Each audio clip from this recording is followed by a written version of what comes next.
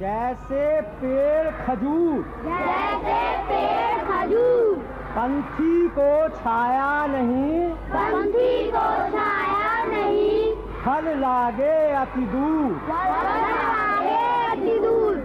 ऊंचे कुल का जन्म यहाँ, ऊंचे कुल का जन्म यहाँ, करनी ऊंच न होय, करनी ऊंच न होय। सुबरन कलश सुरा भरा, सुबरन कलश सुरा भरा, साधु निंदे सोय, साधु निंदा सोय। बुरा जो देखन मैं चला, बुरा जो देखन मैं चला, बुरा न मिलिया कोई, बुरा न मिलिया कोई। जो दिल खोजा आपना, जो दिल खोजा अपना, मुझसे बुरा न कोई। मुझसे बुरा न कोई।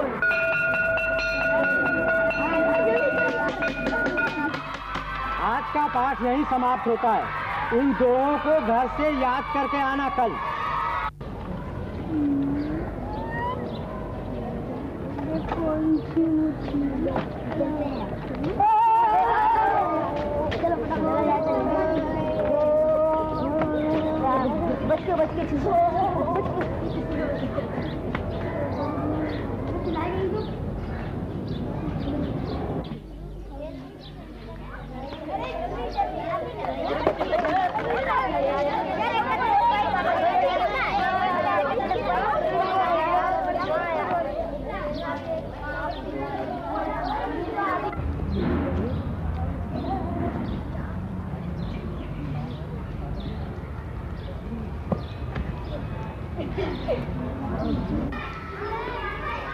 वो देखो हमारे बीच आ रहा है।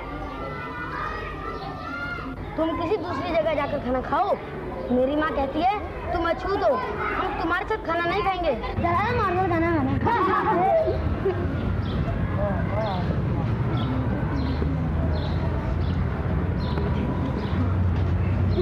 तुम दूसरी जगह खाना खाने जाओ। रेडी?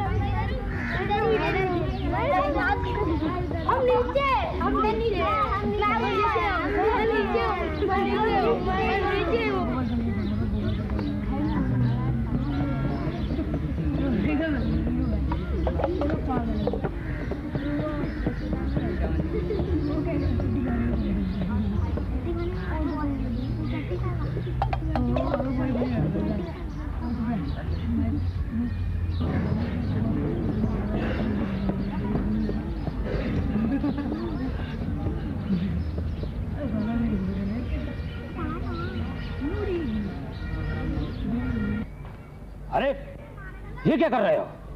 मुझे बहुत प्यास लगी है। मुझे बहुत प्यास लगी है। चलो हाथ बांधो, मैं पानी डालता हूँ। दूसरे गेम में भी जाना।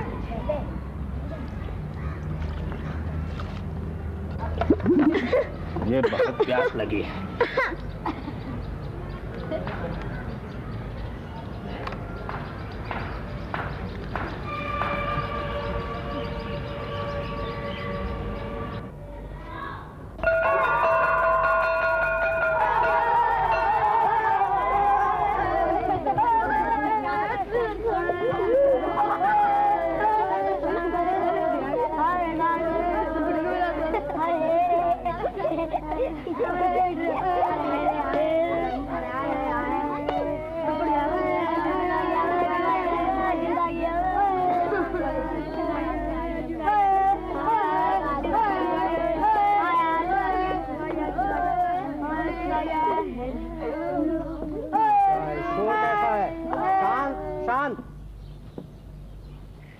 अपनी कॉपी और पेंसिल निकाले सब।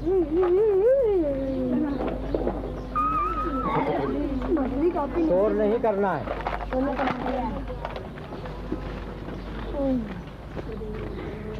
आज मैं हिसाब पढ़ाऊंगा और एक सवाल लिखा रहा हूँ, वो आप सही सही घर से करके लाना। एक गाय का मूल्य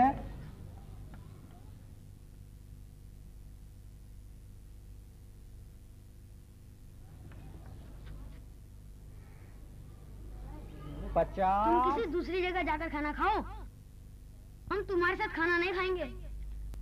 हाँ चला हमारे साथ खाना खाने। हाँ चला हमारे साथ खाना खाने। तुम किसी दूसरी जगह जाकर खाना खाओ, तुम किसी दूसरी जगह जाकर खाना खाओ, हम तुम्हारे साथ खाना नहीं खाएंगे। हम तुम्हारे साथ खाना नहीं खाएंगे। मेरी माँ कहती है, मेरी माँ कहती है, हाँ चला हमारे साथ खाना खाने। उतार लिया सबने? ठीक।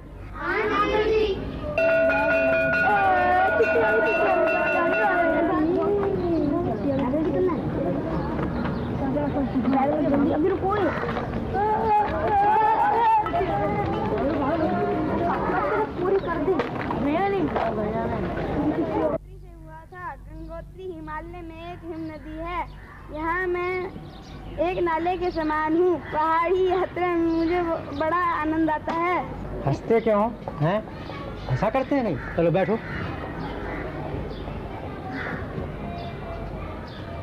तुम आओ।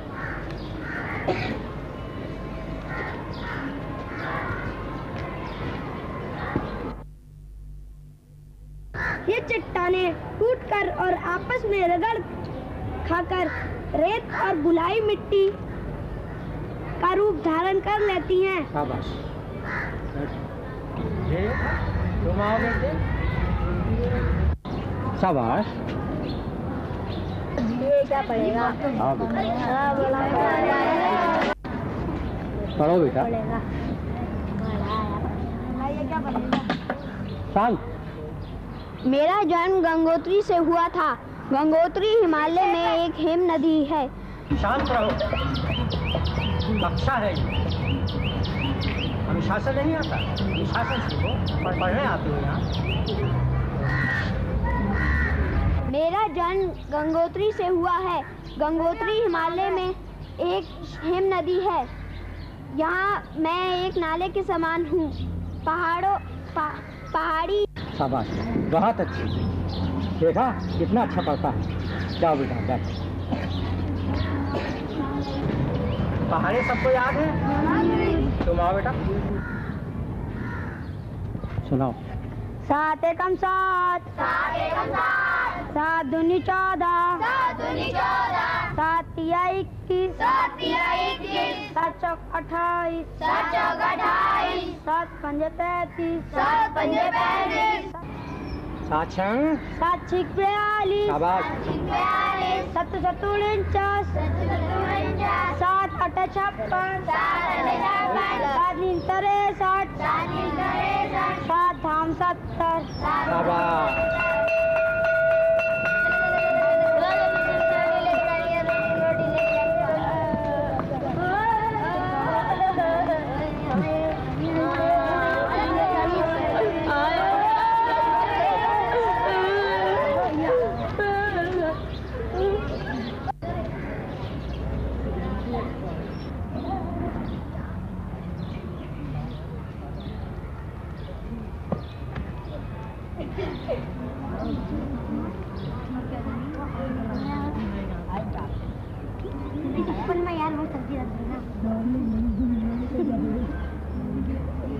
भीम, क्या बात है बेटे?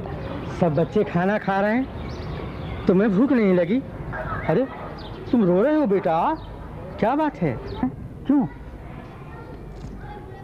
गुरुजी, मैं अछूत हूँ ना गुरुजी।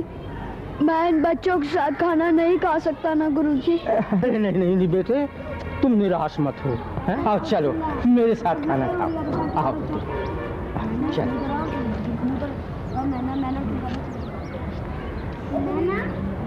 वो क्यों बोल रहे हैं? नाना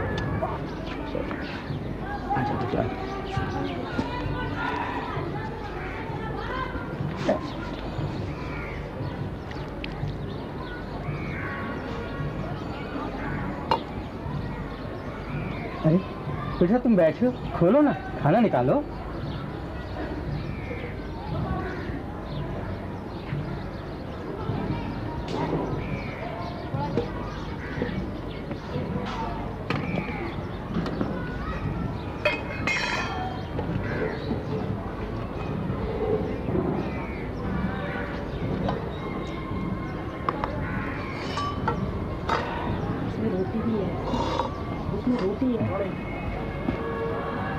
अरे तुम खाई नहीं रहे बेटा, लो खाओ बेटे, खाओ, शाबाश, खाओ बेटा।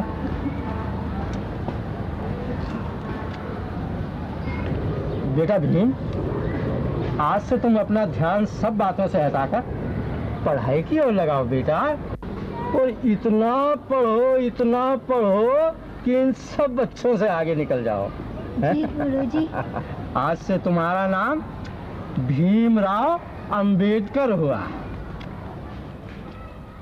ये घटना बालक भीमराव के बचपन की है, जिसे अपने गुरु के प्रसाद के रूप में अपने गुरु का नाम अंबेडकर मिला।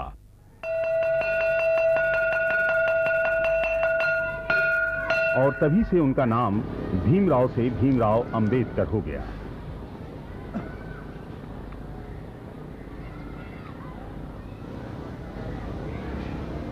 लोगों के पानी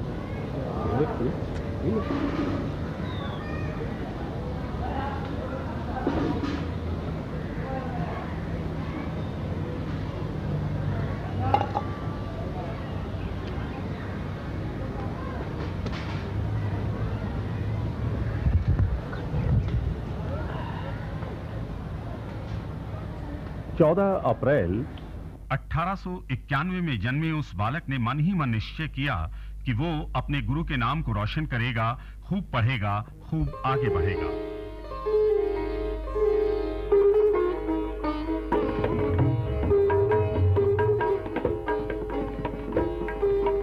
अपने निश्चय का धनी वो बालक सच में बहुत ऊंचा उठा और बड़ा होने पर वो भीमराव अंबेडकर के नाम से जाना गया।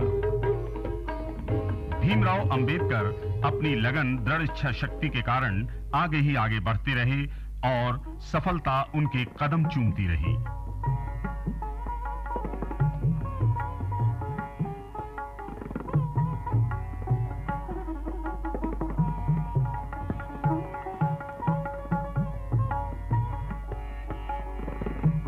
जैसे ही वो वायसराय की कार्यकारी समिति के सदस्य बने, उन्होंने सर क्रिप्स से मुलाकात की।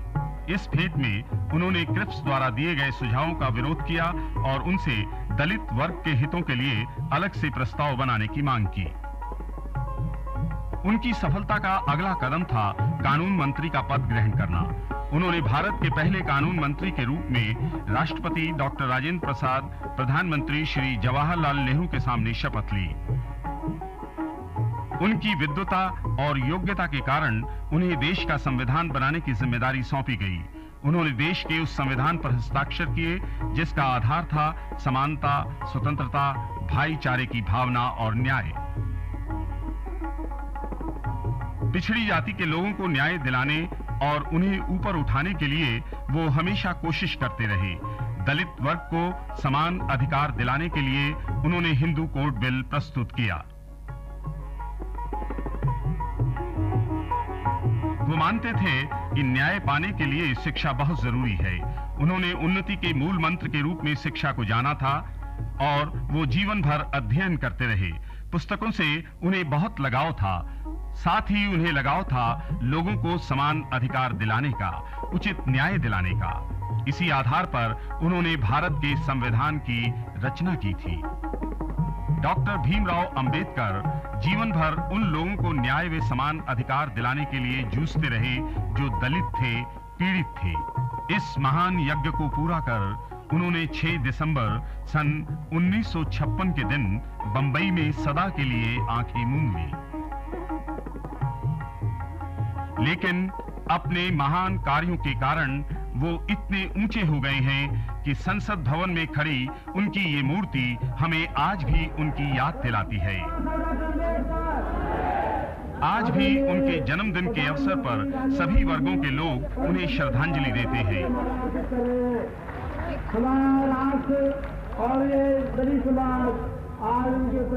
उन्हें श्रद्धांजलि देते हैं बौद्ध भिक्षुक भी।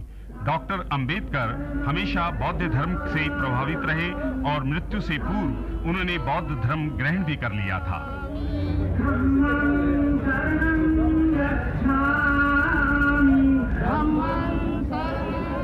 उनकी याद में डॉक्टर अंबेडकर भवन में प्रतिवर्ष प्रदर्शनी और मेला लगाया जाता है।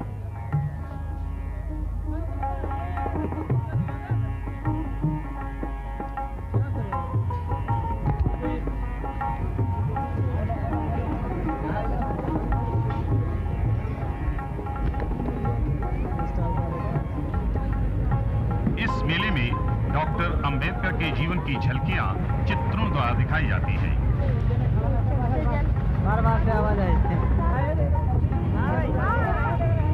उनका संदेश था एक राष्ट्र एक प्राण, अर्थात हम सब एक हैं, समान हैं और हम सबका एक राष्ट्र है, वो है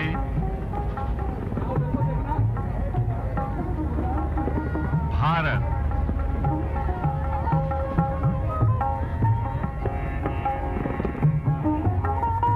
हमारा प्यारा भारत।